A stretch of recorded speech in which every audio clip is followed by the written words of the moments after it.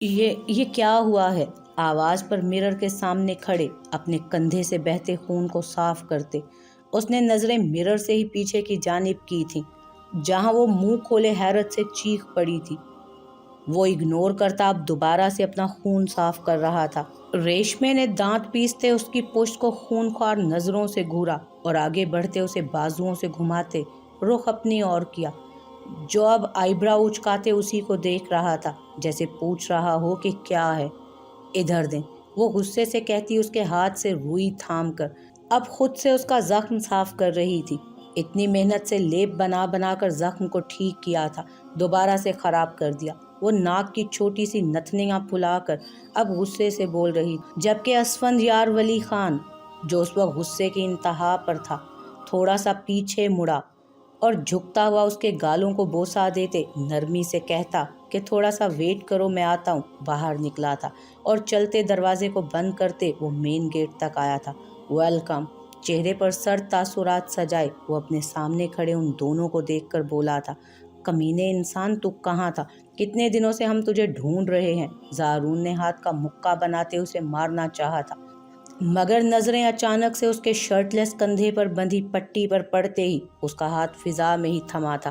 یہ کیا ہوا ہے تجھے؟ وہ ہڑبڑاتے اس کا ہاتھ تھام چکا تھا، جبکہ ایحان نے ایسے اگنور کیا کہ جیسے کوئی بڑی بات نہ ہو اس کے لیے۔ اندر چلیں؟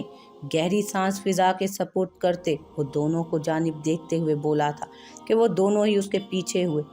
چودھری کہاں ہے اسفندیار؟ اس کے سامنے صوفوں پر بیٹھتے وہ دونوں اس سے جواب دے ہوئے تھے۔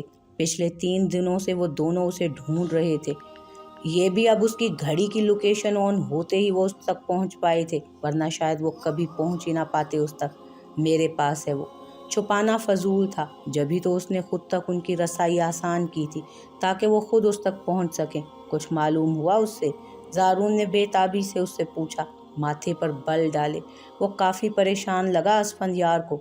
اضمار کی موت کا ذمہ دار فیضان خان ہے اور اس کا باپ بھی۔ جبڑے بھینچتے وہ ضبط سے آنکھیں مون گیا، یہ ساری چال ان لوگوں کی تھی۔ بابا اور چاچو کو بھی اسی وجہ سے موت کا نشانہ بنایا گیا تھا۔ آخر دشمنی کیا ہے ان کی ہم سے؟ زارون کو پہلے ہی فیضان خان پر شک تھا، کچھ اضمار کا اس سے کھنچا رویہ۔ وہ اتنا تو جان چکا تھا کہ آخر کچھ تو ایسا تھا کہ اس کا بھائی اس سے دور رہتا تھا۔ چاچو کی وجہ سے۔ زارون کے ضبط سے لال انگارہ ہوتے چہرے کو دیکھ وہ گہرا سانس بھرتے بولا تھا کہ زارون اور ایحان دونوں نے ہی ناسمجھی سے اس کی جانب دیکھا۔ عافیہ مغل چاچو سے محبت کرتی تھی۔ وہ پہلی لڑکی تھی جو گاؤں سے تعلیم حاصل کرنے شہر گئی تھی۔ وجہ وہ اپنے 3 بھائیوں کی اکلوتی اور باپ کی لاڈلی بیٹی تھی۔ وہاں اس کی ملاقات چاچو سے ہوئی تھی، جنہیں وہ پسند کرنے لگی تھی، مگر چاچو کی شادی اس وقت پہلے سے طے تھی اور چاچو کئی بار اسے ڈھکے چھپے الفاظ میں مورو خالہ کے بارے میں اپنی پسندیدگی کا بتا چکے تھے، مگر اس کے باوجود بھی عافیہ مغل نے جان لینے کی کوشش کی۔ جب اس کی خبر اس کے باپ کو ہوئی تو وہ بھاگتا بیٹی کے پاس آیا، پھر اپنی بیٹی کے رونے بلکنے پر وہ اپنے بیٹوں کو منع کرنے کے باوجود بھی ہمارے گھر آیا رشتے کی بات کرنے۔ تب چاچو کی مایوں تھی، داجان نے انکار کر دیا تو پھر وہ ایسے ہی واپس چلے گئے۔ عافیہ مغل نے اسی رات خودکشی کر لی تھی، جبکہ پورے گاؤں والوں نے اس بات کو کوئی اور ہی رنگ دیا کہ مجبوراً بیٹی کے صدمے کو برداشت نہ کرتے اس کے باپ نے بھی خودکشی کر لی، اور تب سے وہ لوگ ہمیں خاندان کو اس کی وجہ قرار دے رہے ہیں۔ مسعود مغل اور شریف مغل دونوں ہی کار ایکسیڈنٹ میں جاں بحق ہوئے تھے، اور اس کی وجہ بھی وہ خانوں کو ہی قرار دیتے ہوئے بدلے میں چاچو کی شادی کے کچھ دن بعد جب میں، بابا، چاچو اور خالہ ایک ساتھ شہر گئے تھے، مجھے اب بھی یاد ہے وہ دن۔ میں خالہ کا ہاتھ تھامے گاڑی کی جانب بڑھ رہا تھا کہ اچانک سے کسی تیز رفتار ٹرک نے گاڑی کو دور اچھالا تھا۔ میرے دیکھتے ہی دیکھتے میری آنکھوں کے سامنے ہی بابا اور چاچو اس دنیا سے چلے گئے۔ وہ بتا چکا تھا، مگر آنکھوں میں ضبط کے باوجود سرخی اور نمی تھی، جبکہ ایحان کے ساتھ ساتھ زارون بھی غصے سے لال بھبوکا ہوا پڑا تھا۔ اب کیا کرنا ہے؟ اور فیضان کا باپ کون ہے اسفند؟ زارون نے صبر کا گھونٹ بھرتے پوچھا تھا۔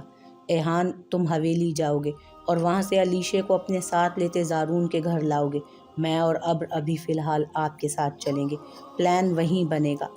یہ ممکن نہیں میرے لیے، حویلی والے اسے کبھی بھی نہیں آنے دیں گے میرے ساتھ۔ اب تو ارتضیٰ کا رشتہ بھی آ چکا ہے۔ ہاتھوں کو ایک دوسرے میں پیوست کرتے وہ زخمی لہجے میں بولا تھا کہ زارون خان نے الجھتے اس کی جانب دیکھا، جبکہ اسفندیار نے محض گردن ہلائی۔ میں علیشے خان کو نہیں بلکہ علیشے احان مرزا کو لانے کا کہہ رہا ہوں۔ وہ بیوی ہے تمہاری اور تم جانتے ہو کہ اسے بحفاظت کیسے مجھ تک لانا ہے۔ اس کی آنکھوں میں دیکھتے اسفندیار نے ایک ایک لفظ پر زور دیتے کہا کہ زارون خان نے حیرت سے انہیں دیکھا۔ بے فکر رہیں، شرمندہ نہیں کروں گا، اپنی عزت کو بحفاظت آپ تک لاؤں گا۔ اسفندیار کے کہنے پر اس کے اندر مانو پھر سے جان آئی تھی۔ اس کے گلے سے لگتا وہ ہلکا سا بولا اور پھر باہر نکلتا چلا گیا۔ یہ کیا کر رہی ہو تم سارا؟ ہوش میں تو ہو تم؟ اسے تھپڑ مارتے وہ بھاگتے سہائے کی جانب بڑھا تھا۔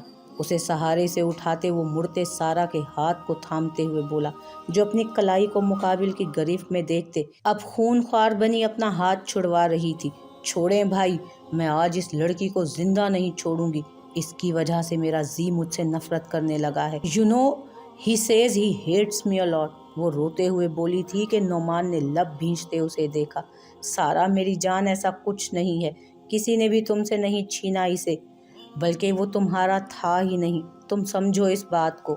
اپنی لاڈلی اکلوتی بہن کو یوں اس حالت میں دیکھتے وہ تڑپتے اس کے چہرے کو ہاتھوں کے پیالے میں بھرتے بے بسی سے بولا کہ سارا نے خالی خالی نظروں سے اس کی جانب دیکھا۔ نہیں بھائی، جھوٹ مت بولیں، وہ میرا ہے۔ I know that۔ آپ پھر سے جھوٹ بول رہے ہیں، دیکھیے گا ہم اس لڑکی کو مار دیتے ہیں اور پھر سے زی میرا ہو جائے گا، بھول جائے گا اس کو۔ نہیں، تم ایسا نہیں کر سکتی سارا، آپ نہیں جانتے، مجھے پتا ہے وہ تو لارب کو بھی پسند نہیں کرتا تھا۔ آپ جانتے ہیں نا کیسے اور کن حالات میں، آپ ہی نے تو شادی کروائی تھی اس کی، اور وہ اس کو پسند بھی نہیں کرتا تھا۔ اس نے خود بتایا تھا مجھے، وہ تو اپنی کسی کزن کو بچپن سے ہی پسند کرتا آیا ہے۔ شٹ اپ سارا، خاموش ہو جاؤ۔ نعمان نے مڑتے ایک نظر بت بنی سہائے کو دیکھا تھا اور چلتے ہوئے اس کے پاس جاتے وہ دھاڑتے اسے خاموش کروا گیا۔ چلو یہاں سے۔ وہ غصے سے جھڑکتے اس کے بازو تھام گیا تھا کہ سارا نے بپھرتے ہوئے اپنا آپ چھڑوانے کی صحیح کی۔ لے جاؤ اسے اور لاک کر دو اسے دوبارہ اوپر۔ سامنے سے آتی نرسز اور وارڈ بوائے کو دیکھتے وہ دل پر پتھر رکھتے نرم لہجے میں بولا، نہیں بھائی پلیز، آپ کیا کہہ رہے ہیں؟ مجھے نہیں جانا، چھوڑو مجھے۔ نو بھائی پلیز، آئی ایم سوری، مجھے بچا لیں پلیز بھائی۔ وہ روتی اپنے ہاتھ چھڑوانے کی کوشش کرتے بولی تھی، جبکہ نعمان نے آنکھیں میچتے ضبط سے مٹھیاں بھینچے رخ پھیرا تھا۔ آپ پلیز بھابھی اسے معاف کر دیں، اپنے ہوش حواس کھو چکی ہے یہ، ایک ضد نے مجھ سے میری بہن چھین لی۔ وہ نظریں جھکائے اپنے تئیں شرمندہ ہوا تھا، جبکہ سہائے تو اس وقت ڈر اور خوف سے جیسے اپنے حواسوں میں ہی نہیں تھی۔ یہ پری کا خیال آتے ہی وہ بھاگتے باتھ روم میں داخل ہوئی تھی۔ نعمان نے الجھتے اسے یوں باتھ روم کی جانب جاتے دیکھا تھا۔ ادھر دے مجھے۔ اسے لڑکھڑاتے قدموں سے باہر آتا دیکھ وہ لپکتے پری کو تھام گیا۔ ایک نظر پری کی جانب دیکھ وہ سہائے کو دیکھنے لگا، جس کی اڑی رنگت اور خوف سے یوں دروازے کی جانب دیکھتا پاتے وہ گہرا سانس بھرتے رہ گیا۔ ادھر آرام سے بیٹھیں آپ، وہ پری کو کندھے سے لگاتے بولا، جبکہ سہائے نے نفی کرتے ساتھ ہی پری کو اس سے جھپٹتے خود میں چھپایا تھا۔ وہ حیران بھی ہوا اس کے یوں اس طرح سے رد عمل پر، مگر اس کا ڈر بھانپتے وہ کچھ نہ کہہ سکا۔ زارون کو بلا دیں۔ ایک آنسو اس کی آنکھ سے گرتے گال پر بہہ نکلا۔ دماغ ابھی تک سناٹوں کی زد میں تھا۔ اچانک سے آنکھوں کے سامنے آتی دھند، وہ بمشکل سے آنکھوں پر زور دیتے انہیں کھولنے کی صحیح کرنے لگی کہ نعمان نے پری کو بمشکل سے اس سے لیتے اسے صوفے پر بٹھایا۔ دماغ ابھی تک سناٹوں کی زد میں تھا۔ اچانک سے آنکھوں کے سامنے آتی دھند پر وہ بمشکل آنکھوں پر زور دیتے انہیں کھولنے لگی کہ نعمان نے پری کو بمشکل اس سے لیتے صوفے پر بٹھایا اسے۔ رکو تم لڑکے، کہاں لے جا رہے ہو علیشے کو؟ دلاور خان جو کہ ابھی ہاسپٹل خاور خان کو دیکھتے آ رہے تھے، علیشے کا ہاتھ تھامے احان کو گاڑی کی جانب بڑھتا دیکھ وہ درستگی سے بولے تھے کہ دونوں نے مڑتے پیچھے دیکھا۔ وہ چاچو، میں اندر چلو پھر بات کرتے ہیں۔ خونخوار نظروں سے احان کو گھورتے وہ علیشے کو ٹوک چکے تھے، جو سہمی نظروں سے اب احان کی جانب دیکھ رہی تھی۔ سنائی نہیں دیا تمہیں علیشے؟ چلو اندر۔ وہ غصے سے برہم ہوتے مٹھیاں بھینچتے بولے تھے کہ علیشے نے ڈرتے پیچھے ہوتے احان کے بازو پر گرفت مضبوط کی تھی اپنی۔ یہ کہیں نہیں جائے گی انکل، दिलावर खान की आंखों में देखते वो मजबूत लहजे में बोलता, उन्हें मजीद तैश दिला गया था। मुझे लगा ही था कि तुम ज़रूर कोई 2 टके के नकली ऑफिसर बनकर आए हो। अब हमारी इज्जत को ख़राब करने की खातिर तुम यूं हमारी बेटी को भगा रहे हो। तुम कभी इस सब में कामयाब नहीं हो सकते, सुना तुमने? उसकी बात काटते वो पीछे एक जानिब खड़े अपने मुलाजिम को इशारा करते बोले कि वो भागते अंदर की जानिब बढ़ा। अलीशे ने अपनी खौफ से फैली काली आंखों से एहान के पीछे छुपते उसके बाजुओं पर अपनी गिरफ्त और मजबूत की, जबकि डर से उसका पूरा वजूद लरसने लगा था। एहान ने मुड़ते उसकी आंखों में देख मुस्कुराते उसे पुरसकून करना चाहा, जो उसे शिकायती नज़रों से देखते आंसू पीने लगी। क्या हो रहा है यहाँ? तुम लड़के, हाथ छोड़ो अलीशे का। हिम्मत भी कैसे हुई इसका हाथ पकड़ने की? फैज़ान खान जो भी मुलाजिम के बताने पर दौड़ता हुआ बाहर आया था, अब एक जानिब रास्ता रोके खड़े दिलावर खान को देख वो मुस्कुराते हुए आगे बढ़ते बोला था, अगर अब की बार अलीशे का नाम भी लिया ना अपनी गंदी जुबान से तो 1 मिनट में इसे काट के रख दूंगा। वो गुस्से से उंगली उठाते उसे वार्न करते तेज काटदार लहजे में बोला था कि फैज़ान खान ने दांत पीसते उसकी जानिब देखते दिलावर को देखा। अब ये सब कुछ होगा यहाँ? ये कल का आया लोंडा मुझे धमकी देगा जो चोरों की तरह से झूठ बोलकर हमारे ही घर में घुसा है? दिलावर के पास खड़े होता वो चिल्लाते तेज लहजे में बोला था, एहान प्लीज़ हम चलें यहाँ से। अलीशे ने रोते हुए डर से बमुश्किल धीमी सरगोशी नुमा आवाज़ में कहा, रिलैक्स अलीशे, कुछ नहीं होगा, मैं हूं ना। उसकी डर से लरसती आवाज़ में की सरगोशी वो ज़ब्त से नरमी समोए बोला था।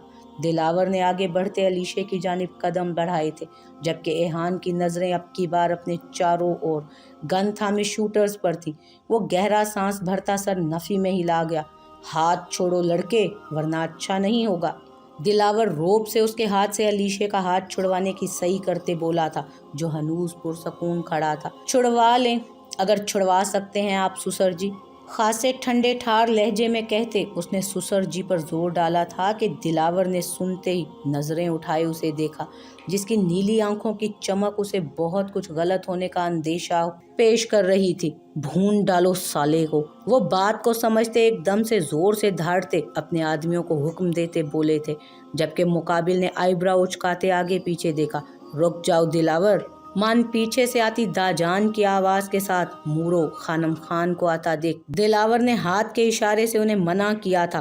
बाबा जान ये देखें, ये लड़का, ये कोई ऑफिसर नहीं बल्कि ये इस अलीशे का आशिक है। ये भाग रहे थे और मैंने देख लिया इन्हें। हिम्मत तो देखें कैसे घूर रहा है मुझे। दिलावर ने एक नज़र सबकी जानिब देखते दोबारा नफरत से एहान को देखकर कहा, दिलावर जाने दो इनको। निहायत पुरसकून और आरामदेह अंदाज में दाजान के कहे अल्फाज मुकाबिल को मजीद आग लगा गए। आप होश में तो हैं बाबा? क्या कह रहे हैं आप? दिलावर ने तेज लहजे में उनकी जानिब देखते हुए बोला, जो हाथ पुष्ट पर बांधे अब गहरे सांस भर रहे थे। ठीक सुना तुमने, जाने दो इनको। ये किसी गैर के साथ नहीं, अपने शोहर के साथ जा रही है। अब की बार खानम खान ने कहा था, जबकि मोरू ने इत्मीनान से मुस्कुराते अलीशे की जानिब देखते सब ठीक है का इशारा किया था। सब ठीक है का इशारा किया था, जिसे देखती वो थोड़ा पुरसकून हुई थी। बाबा जान क्या कह रहे हैं आप? शोहर? ये लड़का कैसे शोहर बन गया अलीशे का? ये ना तो हमारे खानदान का है और ना ही हम इसे जानते हैं। क्या आप ऐसे ही किसी को भी अपनी बेटी उठाकर दे देंगे? मैं हरगिज इस निकाह को नहीं मानता।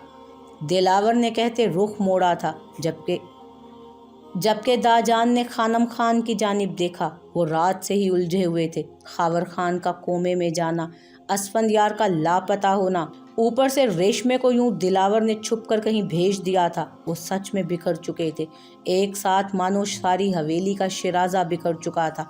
वो निढाल से टेक लगाए हुए थे जब खानम खान ने मोबाइल उनकी जानिब बढ़ाते उन्हें मुखातिब किया था। पहले तो वो खोए से उनकी जानिब देखते रहे, मगर फिर हाथ में थामे मोबाइल को देखकर सामने कर गए। खानम खान ने अलीशे के कहने पर मोबाइल उनके सामने रखा था और ख़ुद भी पास ही एक जानिब बैठी थी। अचानक से दूसरी जानिब दोनों की मौजूदगी को महसूस करते असफंदियार ने बात का आगाज़ किया था, कैसे हैं आप दोनों? बहुत माजरत, बिना बताए ही जाना पड़ा, मजबूरी थी, वरना कभी यूं ना जाता। आप दोनों को याद होगा कि बचपन में कई बार आपसे किसी बात के लिए ज़िद नहीं करता था तो आप अक्सर कहते थे कि तुम बाकी सब की तरह ज़िद क्यों नहीं करते। آج میں اپنی ضد آپ کو بتانا چاہتا ہوں اور آپ کے پاس صرف ایک ہی آپشن ہے، میری ضد کو پورا کرنا پڑے گا آپ کو۔ مقابل بیٹھے زارون خان نے ڈرائیونگ کرتے اسے بغور دیکھا تھا، جبکہ ریشمی چادر اوڑھے پچھلی سیٹ پر سوئی ہوئی تھی۔ تم کہو تو صحیح میری جان، دادی قربان اپنے بچے کے۔ گزرا خوبصورت وقت یاد آتے ہی لہجے میں نمی گھلی تھی، جو کہ مقابل سنتے ہی گہرا سانس بھر کے رہ گیا۔ سب سے پہلے تو آپ دونوں جانتے ہیں کہ یہ جو رسم و رواج حویلی کے قائم کردہ ہیں بالکل غلط ہیں۔ اگر کل داجان پنچایت میں ان سب رسم و رواج کو ختم کرنے کا اعلان کرتے ہیں تو پھر تو ٹھیک ہے، ورنہ میں اور زارون دونوں کبھی حویلی نہیں لوٹیں گے۔ خانم خان نے سنتے ہی داجان کو دیکھا، جیسے ڈر ہو کہ وہ انکار کریں گے، مگر وہ خاموش اسے سن رہے تھے۔ واقعی وہ بات منوانے کے ہنر سے بخوبی واقف تھا۔ دلاور چاچو نے ریشمے کو جہاں بھی بھیجا تھا، فی الحال وہ میرے پاس ہے، اور ازمار خان کی آخری خواہش کے مطابق میرے نکاح میں میری بیوی کے درجے پر فائز ہے۔ یہ کہتے نظریں بے ساختہ، ہوش و حواس سے بیگانہ، نیند میں غرق وجود پر اٹھی تھیں۔ یہ سب کیا کہہ رہے ہو تم اسفندیار؟ ہوش میں تو ہو؟ داجان نے بے یقینی سے موبائل تھامتے پوچھا تھا، جو سیٹ کی پشت سے ٹیک لگا گیا تھا۔ ٹھیک کہہ رہا ہوں میں داجان، اب سے وہ اب ریشم اسفندیار ولی خان ہے، میری بیوی، میری عزت۔ آپ قبول کریں گے نا میری خواہش کو؟ جواب جانتے ہوئے بھی وہ اصرار کرنے لگا۔ تم آ جاؤ میری جان، تم جو کہو گے مجھے سب منظور ہے۔ خانم خان نے روتے اسے یاد کرتے کہا کہ وہ لب بھیج گیا۔ بہت جلد میں آپ کے پاس ہوں گا خانم خان، آپ پلیز روئیں مت۔ وہ تڑپ ہی تو اٹھا تھا ان کے اس طرح سے کہنے پر۔ اور بھی کچھ رہ گیا ہے برخوردار؟ لسٹ لمبی لگتی ہے، آج جی بھر کر بتا دو اپنی ساری ضدیں، پوری تو تم نے کروانی ہی ہے۔ داجان نے نروٹے پن سے کہا تھا کہ وہ سنتے ان کے طنزیہ لہجے پر لب دانتوں تلے دبا گیا۔ ایک اور بات بھی ہے، علیشے میری بیٹی ہے، اور آپ دونوں ہی جانتے ہیں مجھے کس قدر عزیز ہے وہ۔ داجان، میں نے اس کا نکاح آج سے 1 سال پہلے کر دیا ہے۔ لڑکے کو آپ بھی جانتے ہیں، آپ کے پاس ہی رہ رہا ہے فی الحال۔ یہ کیا کہہ رہے ہو تم اسفندیار؟ اب کیا چاہتے ہو؟ آج جان سے ہی مار دینا چاہتے ہو کیا مجھے؟ تم نے بتانا بھی گوارا نہیں کیا، یہاں ہم اس کا رشتہ پکا کر رہے ہیں۔ کیا تم نے اتنی سی بھی اہمیت نہیں دی ہمیں اسفند، جو یوں اکیلے سے فیصلہ لے لیا؟ فون بند کرو بیگم، ہمیں اس نافرمان سے کوئی بات نہیں کرنی۔ ایک ساتھ اتنے جھوٹ، اتنے دھوکے، وہ ٹوٹ گئے تھے۔ یہ سب سنتے وہ دکھی دل سے کہتے رخ موڑ گئے، جبکہ اسفندیار نے گردن نفی میں ہلاتے سب کی جانب دیکھا۔ سوچ لیں، میرے بھی بہت سے ادھار نکلتے ہیں، بہت جلد آپ کے سامنے ہوں گا، اب کی بار ہمیشہ کے لیے لوٹوں گا۔ آپ کے ہر دکھ کا حساب لیتے، آپ بس علیشے کو بحفاظت مجھ تک آنے دیں، باقی آپ کبھی میری وجہ سے شرمندہ نہیں ہوں گے، اور یہ آپ کے پوتے اسفندیار ولی خان کا وعدہ ہے۔ ایک عزم سے مضبوط لہجے میں کہتے وہ انہیں مسکرانے پر مجبور کر گیا۔ جانے دو انہیں، اور یہ میرا حکم ہے۔ داجان نے کہتے آگے بڑھتے علیشے کے سر پر شفقت بھرا ہاتھ رکھا کہ وہ پرسکون سی ہوتی آنکھیں موند گئی۔ جاؤ میرا بچہ، اللہ نصیب اچھے کرے میری بیٹی کے۔ نقلی افسر صاحب، میری پوتی کو اگر ذرا سی بھی تکلیف دی تو پھر یہ داجان تمہیں کان سے گھسیٹتے پورے گاؤں میں چکر لگوائیں گے۔ لہجے میں شرارت سموئے وہ ایحان کا کان کھینچتے ہوئے بولے تھے، جو کہ منہ کھولے اب اپنا کان کھجا رہا تھا۔ آپ پچھتائیں گے، یہ سب آپ ٹھیک نہیں کر رہے۔ غصے سے داجان سمیت سب کو دیکھتا وہ لمبے لمبے ڈگ بھرتے باہر کی جانب گیا تھا، جبکہ فیضان خان نے مٹھیاں بھینچتے دانت پیستے ایحان کو دیکھا، جو اس کے دیکھنے پر آنکھ دباتے اب گاڑی کی جانب بڑھا تھا۔ کیا ہوا؟ Are you okay? وہ پریشانی سے اس کے چہرے کو تھامتے ایک دم سے کروٹ بدلتے اٹھ بیٹھا تھا، جبکہ سوہائے سر نفی میں ہلاتے رونے لگی۔ Soha, why are you crying? Relax یار۔ وہ تڑپتے اسے اپنے ساتھ لگا گیا، جس کا وجود لرز رہا تھا۔ زارون نے ٹھوری اس کے سر پر ٹکائے سرد آہ خارج کی۔ زارون، وہ سارا، اس نے مجھے پری کو۔ ریلیکس، کچھ نہیں ہوگا، میں آ گیا ہوں نا، اب کچھ نہیں کر سکتا کوئی، ڈونٹ وری۔ اس کے ٹوٹے پھوٹے ادا کیے الفاظ کا مفہوم سمجھتے وہ اچھی طرح سمجھ چکا تھا اس کی بات کو، بس نہیں تھا کہ ابھی اس سرپھری لڑکی کو سامنے کھڑا کر کے شوٹ کر دیتا، مگر نعمان کی وجہ سے وہ ہمیشہ خاموش ہو جاتا۔ جانتا تھا اسے کس قدر عزیز تھی سارا، وہ دونوں اکلوتے بہن بھائی تھے، مگر بے جا ملی چھوٹ کی وجہ سے سارا ضدی ہو چکی تھی۔ ایک بار جس چیز کی خواہش کر لے اسے ہر حال میں چاہیے تھی، مگر یہاں بات کسی بے جان چیز کی نہیں بلکہ ایک جیتے جاگتے انسان کی تھی۔ اس نے کہا کہ میں آپ کو چھیننا ہے اسے۔ وہ یاد آنے پر پھر سے روتی اس کے گرد حصار باندھ گئی، جیسے ڈر ہو کہ وہ پھر سے اسے چھوڑ کر نہ چلا جائے۔ مقابل کے لب اس کی نادان سی کوشش پر مسکرائے، مگر اس کی بات پر وہ پھر سمٹ چکے تھے۔ نعمان کی کہی بات یاد آئی تھی اسے، شاید اب اسے بتا دینا چاہیے تھا۔ سہائے، تم نے مجھے اس سے نہیں چھینا سوہا، بلکہ میں تو اپنے بچپن سے جوانی تک صرف ایک ہی وجود سے پاک محبت کرتا آیا ہوں، بلکہ اب تک تو میری محبت میرے عشق کی منازل طے کر چکی ہے۔ ایک دم سے سہائے کی ہچکی تھمی تھی۔ تو سارا نے ٹھیک کہا تھا، وہ واقعی اسے پسند نہیں کرتا تھا۔ سارا وجود کرچی کرچی ہوا تھا، جیسے وہ لہو ہوتے دل سے اس کی شرٹ کو مٹھیوں میں جکڑ گئی۔ میری پہلی اور آخری محبت ہمیشہ سے تم ہو سہائے زارون خان، تمہاری سادگی، یوں چھپ چھپ کر مجھے دیکھنا، میری ہر چھوٹی بڑی چیز کا خیال رکھنا، جانے کیوں اسے دل کو بھانے لگا تھا۔ میں شہر آ کر بھی اپنی چیزوں میں، اپنے کپڑوں میں بسی تمہاری خوشبو سے مانوس ہونے لگا۔ جانے کیسے اس دل پر تم نے چپکے سے دستک دی، مگر پھر جب سارا نے مجھے پرپوز کیا تو دل نے سب سے پہلے تمہیں پکارا تھا۔ آنکھوں کے سامنے تمہارا معصوم سا چہرہ لہرایا، مجھے کچھ سمجھ نہیں آیا تھا۔ میں اپنی فیلنگز خود ہی سمجھنے سے قاصر تھا۔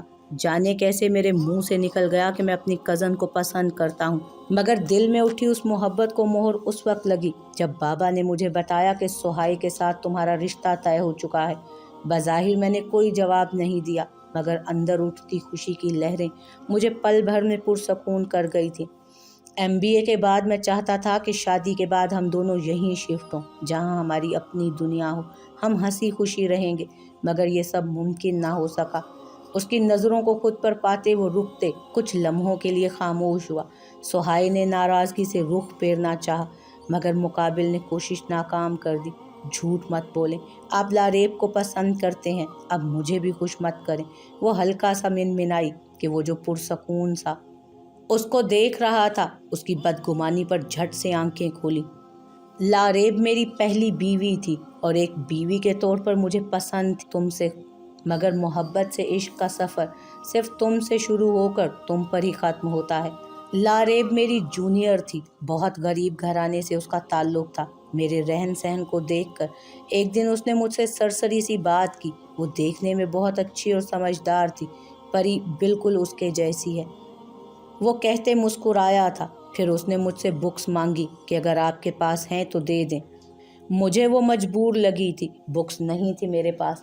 میں نے کل لانے کا کہا اور نئی بکس لے کر دے دی۔ پہلے تو وہ نئی بکس دیکھ کر شرمندہ ہوئی، اور پھر میرے اصرار کرنے پر اس نے لے لی۔ اس کے بعد مجھے کچھ خاص معلوم نہیں، یوں ہی کبھی یونیورسٹی میں آمنا سامنا ہو جاتا تو سلام دعا کر لیتے، مگر پھر ایک دن جب میں اور نعمان لیٹ نائٹ دوستوں کے ساتھ پارٹی کر کے واپس آئے تو میں نے اسے گھر ڈراپ کر دیا، مگر راستے میں اچانک کوئی لڑکی میری گاڑی سے ٹکرائی تھی۔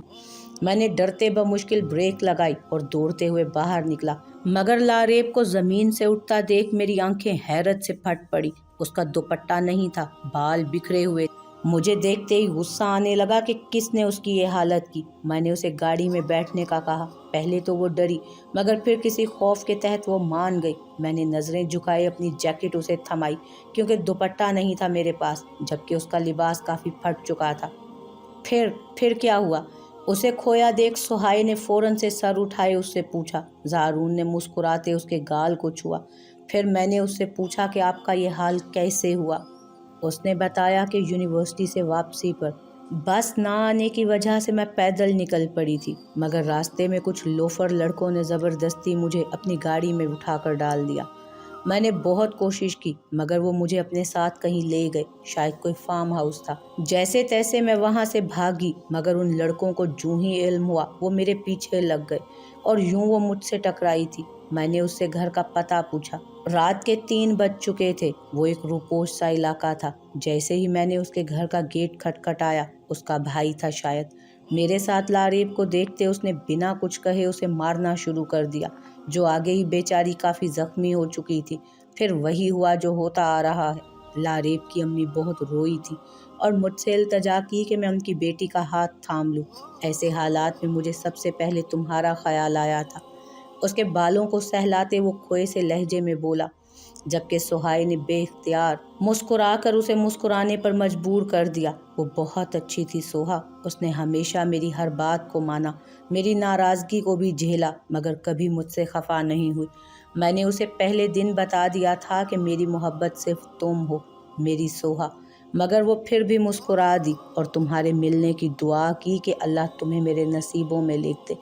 میں نے صبر کر لیا کہ شاید میرا ساتھ تمہارے ساتھ ممکن نہیں تھا۔ لاریب ایک اچھی شریک حیات ثابت ہوئی تھی، اور پری کی پیدائش کے بعد وہ مجھے اور بھی عزیز تھی، مگر میری دشمنی کی وجہ سے اسے مار دیا گیا۔ زارون نے ضبط سے آنکھیں میچتے ہوئے کہا تھا، کیوں مارا اسے؟ وہ تو بہت اچھی تھی، میں نے تو کبھی بد دعا نہیں دی کسی کو۔ وہ سنتی نم لہجے میں بولی تھی۔ زارون نے مسکراتے اس کے سر پر بوسہ دیا، جانتا ہوں کہ میری سہائی کبھی کسی کو بد دعا نہیں دے سکتی۔ یہ سب مجھے تکلیف پہنچانے کے لیے کیا گیا تھا۔ جب حویلی میں پنچایت کے سامنے میں نے اپنی شادی کا ذکر کیا تو سب کو لگا کہ میں نے پسند کی شادی کی ہے، اور اسی وجہ سے مجھے توڑنے کی کوشش کرتے لاریب کو مار دیا گیا۔